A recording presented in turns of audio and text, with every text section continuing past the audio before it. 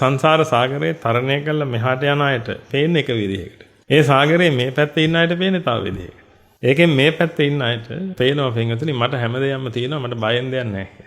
කියන්නේ මට පිරිසරණට පිරිසක් ඉන්නවා කියලා. සමහරවිට ඔබට හිතලා ඇති මම පින් කරපු කෙනෙක් මට පින පිහිටට එනවා කියලා. ඒ ඔක්කොම හරි පින්වතුනි පින පිහිටට එයි. පින පිහිටට ඇවිදilla ඔබ සතර පායට වැටෙන්න යන්නේකින් වැලකිලා ඊළඟත් වෙවේ ආයි මිනිස්සෙක් කරයි. දැන් ඊළඟත් වෙවේ ආයි මිනිස්සෙක්. දැන් මොකද කරන්න තියෙන්නේ? දැන් මේ මිනිස්සෙක් කියලා ඉපදුණා. දැන් මොකද කරන්නේ? ඉතින් ආයි පටන් ගන්න තියෙන්නේ. ඔය දැන් ආවේ ගමනක් තියෙන්නේ. ආයි පටන් ගන්න තියෙන අර හැරෙන්නවත් බැරුව ඉඳලා තව කෙනෙක් ලව්ව හරවගෙන මොහොම වෙලා ඔය ඔක්කොම කරගෙන උඩට ඇවිදilla ඉස්කෝලේ ගිහිල්ලා ඉස්කෝලේ තිබුණොත් ඒ කාලේ.